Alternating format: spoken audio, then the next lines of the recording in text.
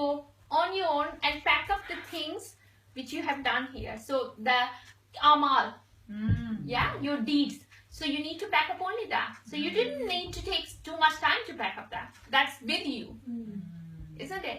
And that's why Allah hasn't given you the time. That look, sister, your time is coming in whatever 10 days time in your, and why Allah hasn't given us the time? This is very interesting. Allah again knows our psychology. He knows the fear of unknown is so strong. We'll die before the death. Isn't it? Think about. Isn't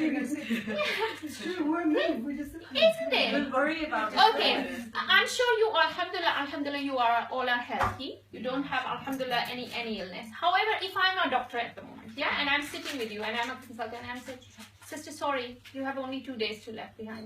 I've seen your MRI and it's hopeless, yeah? You don't have any proof. You just go with my words and you will say, oh, Israel is coming from somewhere, so now pack up my bags. You wouldn't think about second time to, oh my God, this person can lie or whatever. But the ultimate destination is right here then, all of a sudden, isn't it? So this is the thing. And within those 2 days, how it will be for you? Think about. We don't know what's happening now. We need to make a dua, or we should do for dunya kids what you're gonna teach in 2 days. What you're gonna Probably go to everyone and ask for Forgiveness, declustering ourselves. That's the ultimate thing. I should phone start here, there, right, up, down, everywhere. But nobody gonna believe you, you know. It's a fun for others. Yeah. What happened? Yeah, so I would say, well, doctor told me that I'm going to die. Now the thing is, for everyone, maybe it's a declustering in a different way, but it is going to be a very strange place where we are going to experience. Now in 2 days time, you are still alive. You go back to your doctor, he said, I'm sorry, actually your MRI scan has been swapped with someone else.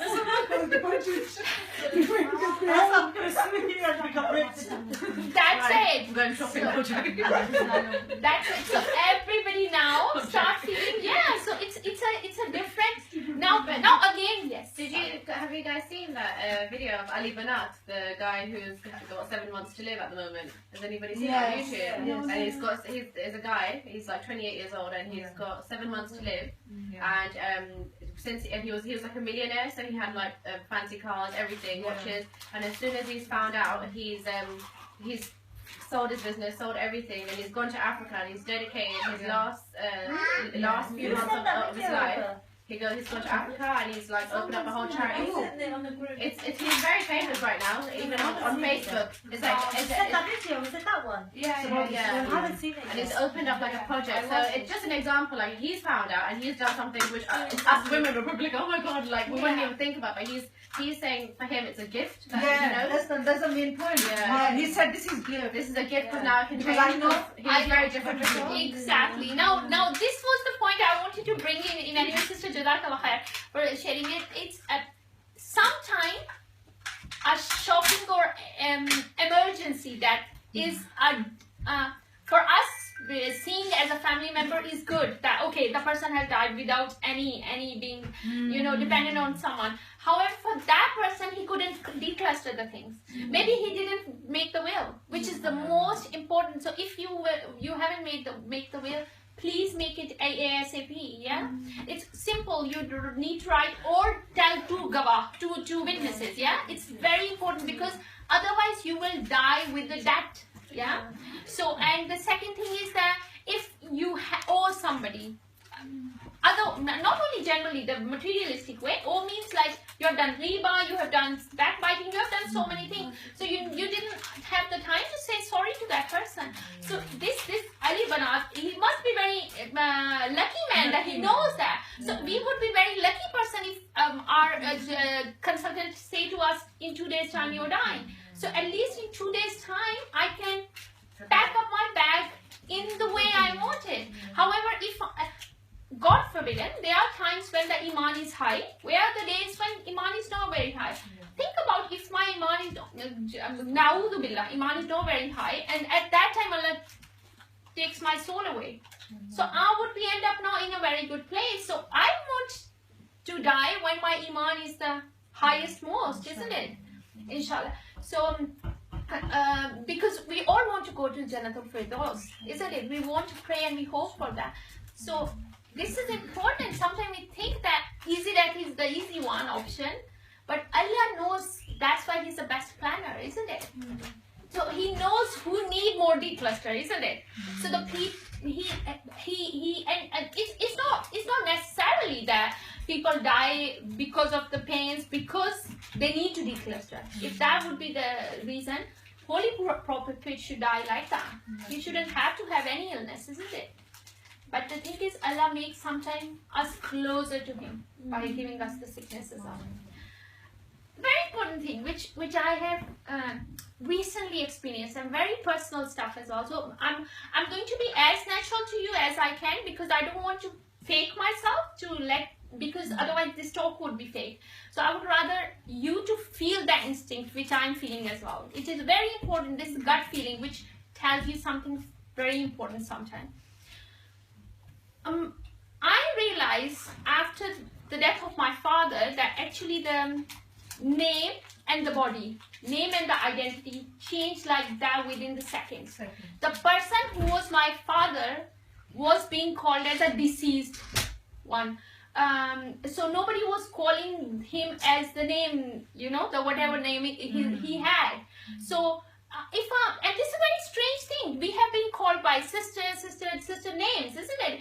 And the moment we die, it's the body. The body should go for the kafan, the body should have the ghusl, the body should have.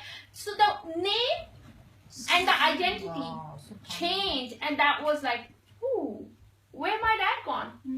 He had a name. Why you not calling with his name? But he's not there. He's gone, isn't it?